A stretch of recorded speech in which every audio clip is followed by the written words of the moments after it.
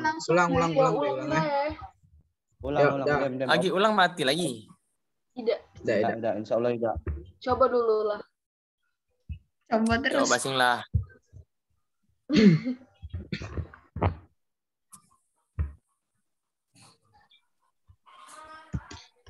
Baiklah, Assalamualaikum warahmatullahi wabarakatuh.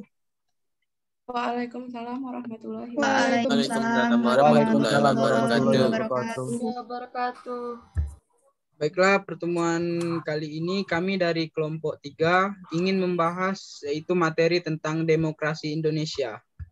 Yang disusun oleh kelompok 4 yaitu saya Alif Faila Sapsaretra sebagai moderator, kedua teman saya Apla Rahmanda, Ade Surya Kencana BR, Eriko Ajis Ratama, RM Bimo Nugroho, Muhammad Kadafi Mulya, Rahmat Fitriansa, Desti Riana Putri, Ervina Mesari, Dia Febriani Sadza, dan Vina Oktaviana. Baiklah, kelompok kami terdiri dari 11 orang. Baiklah, materinya akan disampaikan oleh teman saya yaitu Apla Rahmanda. Konsep demokrasi Indonesia. Konsep demokrasi sebenarnya identik dengan konsep kedaulatan rakyat. Dalam hal ini rakyat merupakan sumber dari kekuasaan suatu negara. Sehingga tujuan utama dari demokrasi adalah untuk memberikan kebahagiaan sebesar-besarnya kepada rakyat. Jika ada pelaksanaan suatu demokrasi yang ternyata merugikan rakyat banyak, tetapi hanya menguntungkan untuk orang-orang tertentu saja, maka hal tersebut sebenarnya merupakan pelaksanaan demokrasi yang salah arah. Kedaulatan rakyat dalam suatu sistem demokrasi tercermin dari ungkapan bahwa demokrasi adalah suatu sistem pemerintahan dari rakyat, oleh rakyat, dan untuk rakyat. Government of the people, by the people, for the people.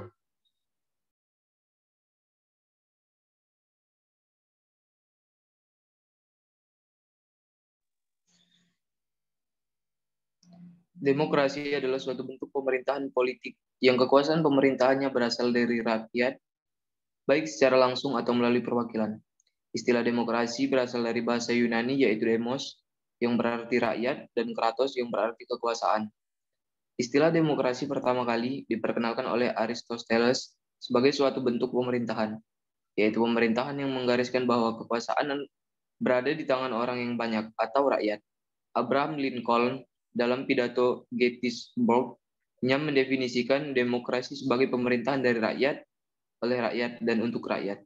Dalam hal ini, berarti bahwa kekuasaan tertinggi pemerintahannya dipegang oleh rakyat. Makna demokrasi.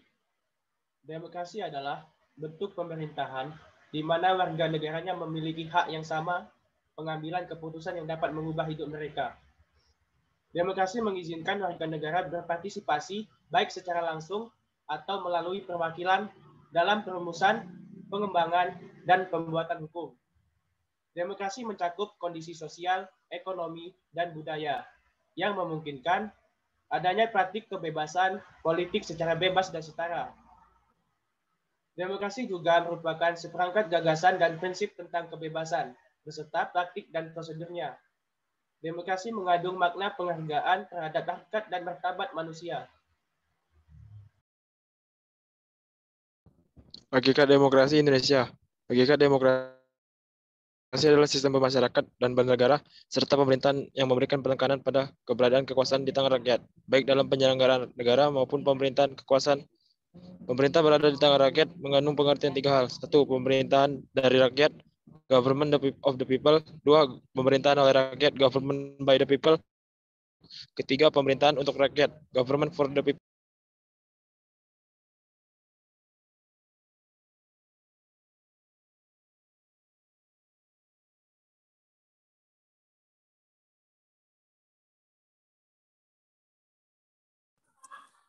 Pertumbuhan dan perkembangan demokrasi. Pemerintahan dengan demokrasi telah dikembangkan sejak lama oleh orang Yunani kuno di kota Athena. Mereka mengumpulkan semua orang yang merupakan warga negara di satu area, tetapi tidak termasuk budak, wanita, orang asing, dan anak-anak yang tidak mempunyai hak pilih. Majelis akan berbicara tentang jenis hukum apa yang diinginkan dan dipilih oleh warga negara Dewan akan menyarankan undang-undang semua warga negara diizinkan di majelis. Dewan dipilih dengan undian. Para peserta di Dewan akan berubah setiap tahun dan jumlah orang di Dewan paling banyak adalah 500 orang. Untuk beberapa kantor, warga Athena akan memilih seorang pemimpin dengan menuliskan nama kandidat favorit mereka pada sepotong batu atau kayu. Orang dengan suara terbanyak akan menjadi pemimpin. Landasan demokrasi di Indonesia. Negara Indonesia yang menganut sistem pemerintahan demokrasi Pancasila memiliki 7 sendi pokok yang menjadi landasannya. Adapun 7 landasan tersebut adalah sebagai berikut. 1. Indonesia merupakan negara yang berdasarkan hukum. Semua tindakan warga negaranya harus berlandaskan hukum. Persamaan kedudukan dalam hukum bagi masyarakat negara ini harus jelas dan tercermin di dalamnya. 2. Negara Indonesia menganut sistem konstitusional. Pemerintah negara Indonesia beraktivitas berdasarkan sistem konstitusional atau hukum dasar yang tidak bersifat absolut. Dalam artian, kekuasaan pemerintah tidak bersifat mutlak dan terbatas. Sistem konstitusional di sini menegaskan bahwa kegiatan pemerintah itu dibatasi dan dikendalikan oleh undang-undang. 3. MPR atau Majelis Permusyawaratan Rakyat adalah pemegang kekuasaan tertinggi negara dalam pasal 1 ayat 2 Undang-Undang 1945. Sebelum amandemen disebutkan bahwa kekuasaan tertinggi negara berada di tangan rakyat dan sepenuhnya dilakukan oleh MPR. Berarti jelas bahwa MPR adalah pemegang kekuasaan tertinggi negara. Adapun tugas-tugas dari MPR adalah menetapkan Undang-Undang Dasar, menetapkan GBHN, dan memilih serta mengangkat presiden dan wakil presiden. MPR memiliki wewenang tersendiri yaitu menyusun dan membuat putusan-putusan yang tidak bisa dibatalkan lembaga negara lain. Contohnya membuat GBHN yang pelaksananya adalah presiden, meminta pertanggungjawaban presiden terkait pelaksanaan GBHN, melaksanakan pemilihan dan pengangkatan presiden beserta wakil presiden, memiliki kekuasaan untuk mencabut kekuasaan sekaligus memberhentikan presiden pada masa jabatannya apabila diketahui melanggar aturan negara dan undang-undang dasar.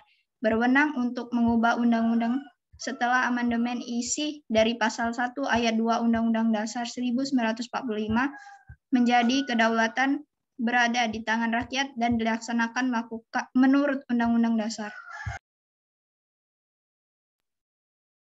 4. Presiden merupakan penyelenggara pemerintah tertinggi di bawah MPR, MPRP. Presiden merupakan penyelenggara pemerintah tertinggi di bawah kendali MPR. Presiden diangkat oleh MPR. Berarti Presiden juga dalam melaksanakan tugasnya harus tunduk dan bertanggung jawab kepada majelis tersebut. Presiden merupakan mandataris MPR dan wajib menjalankan berbagai putusannya. 5. Pengawasan terhadap Dewan Perwakilan Rakyat.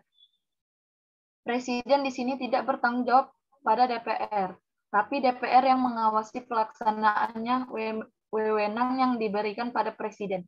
Dalam pelaksanaan tugasnya, DPR dan Presiden harus bekerja sama untuk membentuk undang-undang termasuk di dalamnya APBN.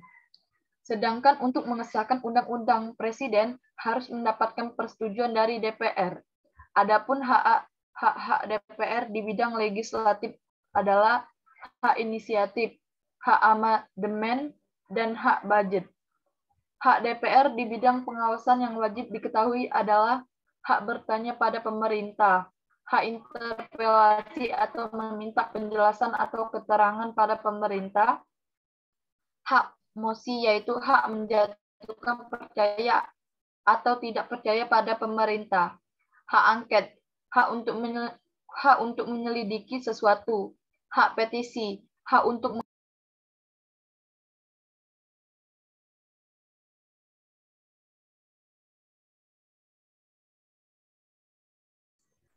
6. Menteri Negara merupakan pembantu Presiden dan tidak bertanggung jawab pada DPR. Ada sistem demokrasi Pancasila. Presiden memiliki wewenang untuk mengangkat dan memberhentikan Menteri Negara.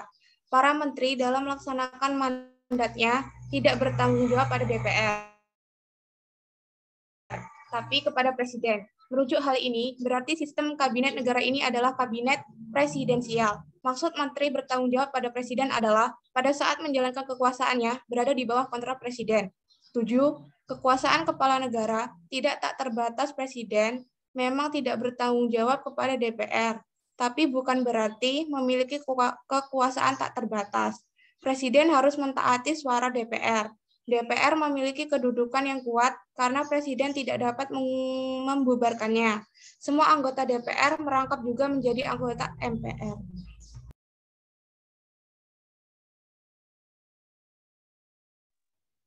Sejarah perkembangan demokrasi di Indonesia. Sejak Indonesia merdeka dan berdaulat sebagai sebuah negara pada tanggal 17 Agustus 1945, para pendiri negara Indonesia, the Founding Fathers, melalui Undang-Undang 1945 yang disahkan pada tanggal 18 Agustus 1945, telah menetapkan bahwa Negara Kesatuan Republik Indonesia, selanjutnya disebut NKRI, menganut paham atau ajaran demokrasi, di mana kekuasaan tertinggi berada di tangan rakyat dan dilaksanakan sepenuhnya oleh Majelis Permusyawaratan Rakyat (MPR). Dengan demikian, berarti juga NKRI tergolong sebagai negara yang menganut paham demokrasi perwakilan, representatif demokrasi.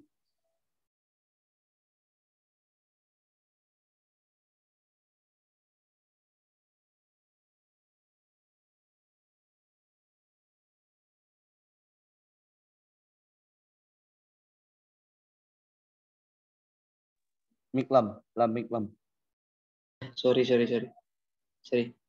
Penetapan paham demokrasi sebagai tataan pengaturan hubungan antara rakyat di satu pihak dengan negara di lain pihak oleh para pendiri negara Indonesia yang duduk di BPUPKI tersebut.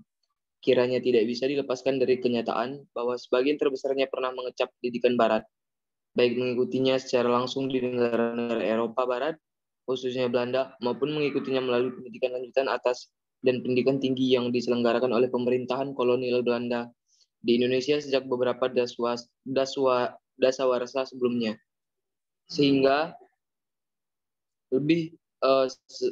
telah cukup akrab dengan ajaran demokrasi yang berkembang di negara-negara Eropa Barat dan Amerika Serikat. Tambahan lagi, suasana pada saat itu, Agustus 1945, negara-negara penganut ajaran demokrasi telah keluar sebagai pemenang Perang Dunia II.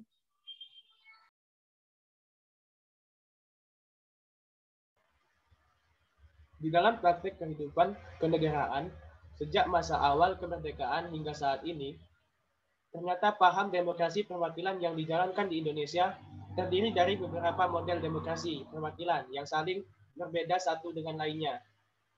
Sejalan dengan diberlakukannya Undang-Undang Dasar Sementara 1950 atau Undang-Undang Dasar Sementara 1950, Indonesia mempraktekkan model demokrasi parlementer murni atau dinamakan juga demokrasi liberal yang diwarnai dengan cerita yang sedih yang panjang tentang instabilitas pemerintahan atau eksekutif kabinet dan nyaris berujung pada konflik ideologi di Konstituante pada bulan Juni sampai Juli 1959. Guna mengatasi konflik yang berpotensi menceraikan Negara Kesatuan Republik Indonesia tersebut di atas, maka pada tanggal 5 Juli 1959, Presiden Insinyur Soekarno mengeluarkan dekret presiden yang memberlakukan kembali Undang-Undang Dasar 1945. Dan sejak itu pula diterapkan model demokrasi terpimpin yang diklaim sesuai dengan ideologi negara Pancasila dan paham integralistik yang mengajarkan tentang kesatuan antara rakyat dan negara.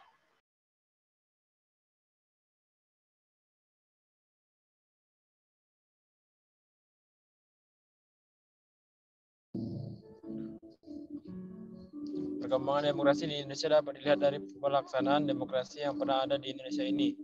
Pelaksanaan demokrasi di Indonesia dapat dibagi menjadi beberapa periodisasi, antara lain 1. Pelaksanaan demokrasi pada masa revolusi 1945 sampai 1950.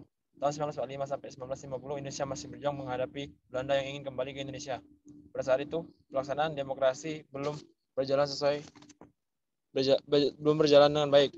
Hal itu disebabkan oleh masih adanya revolusi fisik. 2. Pelaksanaan demokrasi pada masa Orde Lama. Masa demokrasi liberal 1950 sampai 1959. Masa demokrasi liberal yang parlementer presiden sebagai lambang atau berkedudukan sebagai kepala negara, bukan sebagai kepala eksekutif. Masa demokrasi ini peranan parlemen, akuntabilitas politik sangat tinggi, dan berkembangnya partai-partai politik.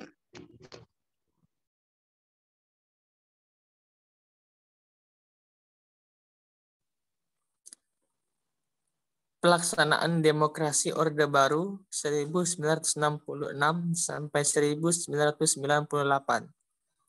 Dinamakan juga demokrasi Pancasila. Pelaksanaan demokrasi Orde Baru ditandai dengan keluarnya surat perintah 11 Maret 1966. Orde Baru bertekad akan melaksanakan Pancasila dan Undang-Undang Dasar 1945 secara murni dan konsekuen. Pelaksanaan demokrasi reformasi 1998 sampai sekarang. Berakhirnya masa Orde Baru ditandai dengan penyerahan kekuasaan dari Presiden Soeharto ke Wakil Presiden B.J. Habibie pada tanggal 21 Mei 1998. Masa reformasi berusaha membangun kembali kehidupan yang demokratis, antara lain: 1. Keluarnya ketetapan MPR RI nomor 10 MPR 1998 tentang pokok-pokok reformasi. 2. Ketetapan nomor 7 MPR 1998 tentang pencabutan TAP MPR tentang referendum. 3. TAP MPR RI nomor 11 MPR 1998 tentang penyelenggaraan negara yang bebas dari KKN. 4. TAP MPR RI nomor 13 MPR 1998 tentang pembatasan masa jabatan Presiden dan Wakil Presiden RI. 5. Amandemen UUD 1945 sudah sampai amandemen 1, 2, 3, 4. Pada masa reformasi berhasil menyelenggarakan pemilihan umum sudah 2 kali, yaitu tahun 1999 dan tahun 2004.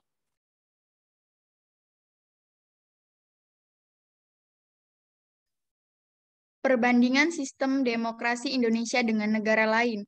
Demokrasi di Indonesia menggunakan demokrasi dengan sistem presidensial karena sumber ajaran demokratis di Indonesia adalah Pancasila, sehingga namanya demokratis Pancasila. Identitas atau ciri-ciri khas demokratis Pancasila adalah sila keempat Pancasila, yaitu kerakyatan yang dipimpin oleh hikmat kebijaksanaan dalam permusyawaratan perwakilan. Pelaksanaannya pun dijiwai oleh keempat sila lainnya. Secara konseptual, praktik demokrasi Pancasila bersumberkan pada ajaran Pancasila sendiri, sedangkan dasar hukum demokrasi Pancasila adalah pembukaan Undang-Undang Dasar 1945 alinea keempat yang berbunyi yang terbentuk dalam susunan negara Republik Indonesia yang berkedaulatan rakyat dengan berdasar kepada dan batang tubuh Undang-Undang Dasar 1945 Pasal 1 Ayat 1 yang berbunyi kedaulatan berada di tangan rakyat dan dilaksanakan menurut Undang-Undang Dasar. Demokrasi negara lain, contohnya Eropa, menggunakan demokrasi liberal. Demokrasi liberal adalah yaitu suatu paham yang menitik beratkan pada kepentingan individual. Liberalisme cenderung untuk mengutamakan kebebasan individu daripada kepentingan masyarakat. Kadangkala kepentingan masyarakat dapat dikalahkan oleh kepentingan individu. Paham liberal menyatakan bahwa manusia itu lahir dan hidup merdeka. Orang boleh berbuat sesuka hatinya asalkan tidak mengganggu keamanan dan kepentingan orang lain. Warga diberi kesempatan seluas-luasnya untuk mengurus kebutuhan sendiri. Pemerintah pun tidak terlalu jauh ikut campur dalam urusan kelompok-kelompok sosial.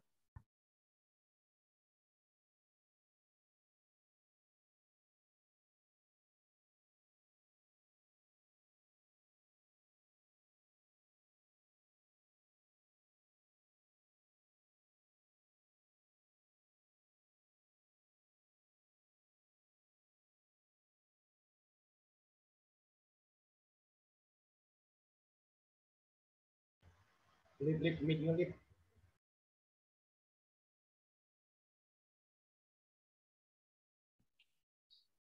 Mikrofon milik. Maaf, mungkin kesimpulan dari hasil presentasi kami kali ini, yang pertama yaitu demokrasi adalah gagasan atau pandangan hidup yang mengutamakan persamaan hak dan kewajiban, serta perlakuan yang sama bagi warga negara. Yang kedua yaitu prinsip demokrasi dibedakan menjadi dua, yaitu prinsip demokrasi sebagai sistem politik dan prinsip non-demokrasi, kediktatoran.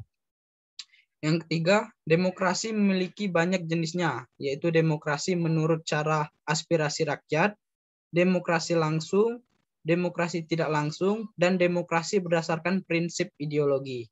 Demokrasi liberal, demokrasi rakyat, dan demokrasi Pancasila. Jadi mungkin saran dari kelompok kami, demokrasi di Indonesia harus dipahami karena agar semua masyarakat Indonesia bisa menggunakan demokrasinya masing-masing dengan sebaik-baiknya. Mungkin itu saja penampilan kelompok 4, yaitu tentang materi demokrasi Indonesia. Saya tutup. Wassalamualaikum warahmatullahi wabarakatuh.